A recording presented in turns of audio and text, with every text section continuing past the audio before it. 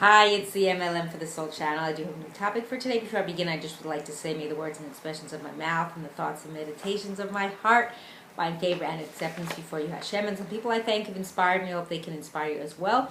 And I will have links below the CD to their sites. They are Rabbi Shalom Arush, Rabbi Laser Brody, Rabbi Yosef Mizrahi, Rabbi Eli Mansour, Rabbi Elon Anavar, Rabbi Yuval Ovadia, Rav Daniel Asore, Nisan Baruch Black, David Sachs, Rabbi Michael Skobach, Jews for Judaism, Rabbi David Asher, Rabbi Ruvain, and Rabbi Yosef Chesney. As well, if you've never checked out this channel before, I will have a link below this video to my first video, which explains what M.L.M for the soul means, what it stands for, and what I'm doing. So today's video is actually taken from Rabbi Yosef Chesney. He calls this Tiferes Yosef. So what it is he sends out weekly emails. He also speaks on with some groups, like Anenu, I think it's a Tehillim group.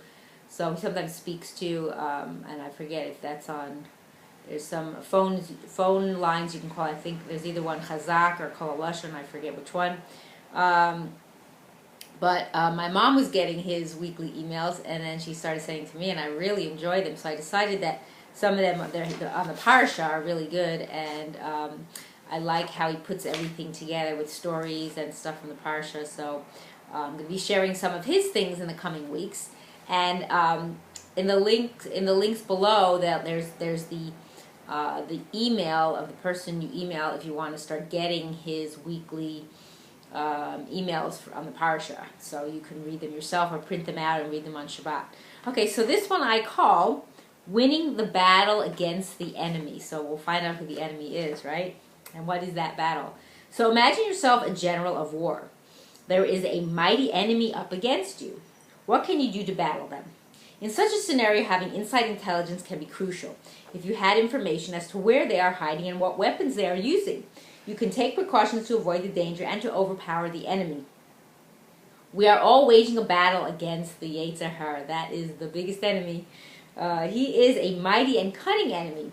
Yet if we have inside information, if we know where he lurks and how to recognize him, we can overpower him. So Rabbi Chesney gives some good insights from different from the Parsha and from some rabbis. So it's really, this is good information to hear and to try to implement. The Yetzer Hara is no fool. He knows that if he would appear out in the open, nobody would follow him. Instead, he surfaces as a mitzvah. His disguise is good, but it isn't perfect. It is our job to try to identify him. So Rav Shlomo Wolbe points out that from Korach we can learn the science of an Avera. Chazal give numerous reasons for Korach's rebellion. In one place they say that he was jealous of Aaron. In another place they say that he was enraged that Elitzaphan was appointed as the Nasi instead of him. Elsewhere, Chazal say that Korach saw great lineage coming from him, and thus he fought. Finally, we have a pasuk itself stating that Korach's rebellion was based on a philosophical error, error, of everyone is holy and there is no need, or maybe it's the error, no need for a leader. What was it that prompted Korach's rebellion? So Rav Shlomo Wolbe explains that from here we can dissect the techniques of the Yetzer Hara. It all starts with a bad midah. So this is very good. He breaks it down. As the Gra writes in the beginning of Even Shlema, all sins can trace their roots to midos. In Korach's case, it was jealousy. A midah does not immediately lead to an avera. There is usually a trigger which causes the midah to flare up and portray symptoms. In Korach's case, it was his cousin being appointed Nasi in his place. Most people have more control than just to follow their midos blindly. Thus, there is a need for the third step, the support. When we see something validating our feelings, it gives us the confidence to take action. In Korach's case, seeing a great lineage emanate from him was enough to support his cause. Finally, the Yetzer Hara disguises himself as a just philosophy. In this case, it was the notion of kol edom chulei, as I said in English about that everyone is holy. So this is the science of sin. It starts with a midah, then gets triggered, then comes the support, and finally it is justified with a false ideology. So there's four parts: the midah, the trigger, the support, and then the justification. So let's look at a simple and practical application of this concept. It happens that once in a while you get to sleep late. Yet you set your alarm for 7 a.m. When it rings in the morning, you are still tired. With the memory of other overtired days playing in your mind, you decide that if you want to function properly, you must snooze for another 20 minutes. And who hasn't done that, right? What happened here? It starts with a midah, a lack of alacrity. A lack of sleep triggers it to action. The memory of worse days serve as a support, and then the wrong act is disguised as a mitzvah. Now that we have dissected the issue, what can we do to cure it?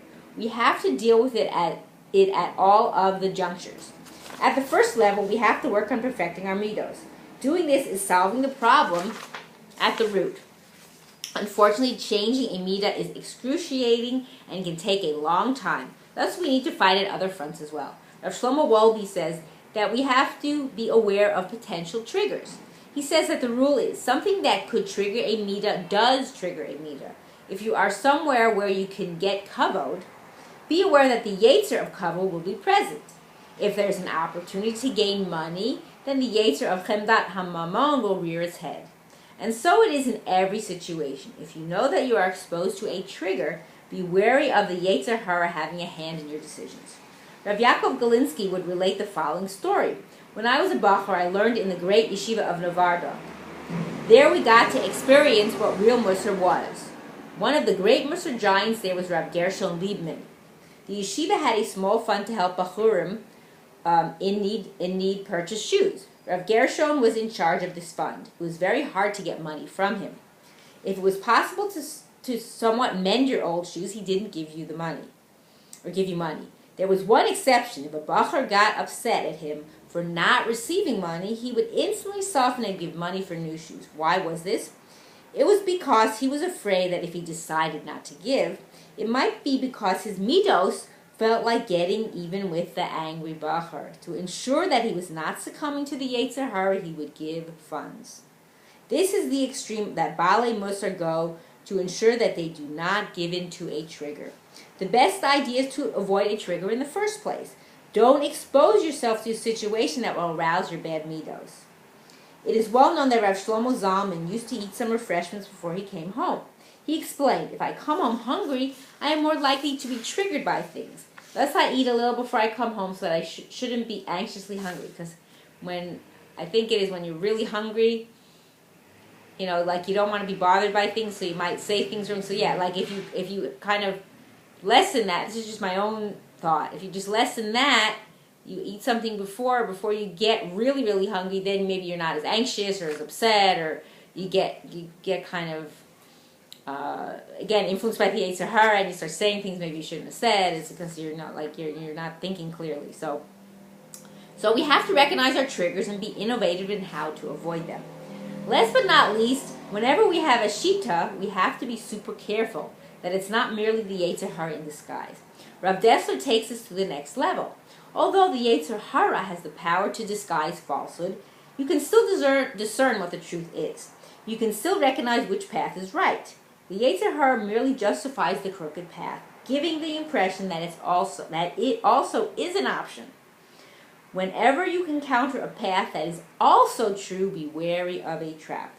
I would like to conclude with the following powerful story. Again, this is Rabbi Chesney, not me.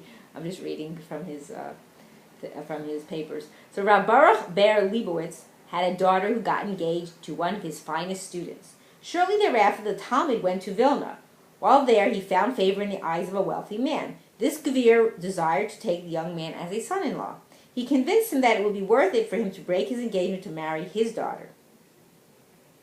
The Bachar wrote a letter to his Rosh Yeshiva, informing him that the engagement is off. In the letter, he had the chutzpah to ask his Rebbe to send the letter of recommendation for him to show his new shver. Now, again, this is my own thing. How would you feel? I mean, I don't know if a lot of us could stand up. Again, this is a test. This is the yetzer hara test, because I'll share with you what happened afterwards. But wow, think about if you were in this situation or something similar. How would you react? That's again the battle to win. Like I say, it's winning the battle against the enemy. So what did he do? So Rav Baruch Ber sat down and wrote a flowery letter, singing the praises of the young man. He then called in 3 Talmidim to read the letter, to confirm that it had in no way been tinged by his bias of the situation. This was the extent of his control over his midos. Now that is a very strong person. And again, like they said, I read before how it's like excruciating. It's very difficult. It takes a long time to change a midah. It's like you have to work on it. There's a lot of rabbis. He said, I think there was once like Reb Moshe Feinstein Zatzal said something about working on his midah. Like he said, it didn't just happen overnight. It's something he's been working on his whole life. So it's like to do that, it takes a lot. So you can learn a lot. So in closing, the Yetzer Hara puts up an impressive front. He comes with a justifying philosophy, and he even has support to substantiate his claim. We have to use our inside information to recognize that it is the enemy lurking beyond the bend. Let's win the battle. So I hope and pray that we can all win the battle, and we will all merit to live and see the coming of Mashiach speedily in our days and the rebuilding of our final and everlasting Beit HaMikdash. Amen, and thanks for watching.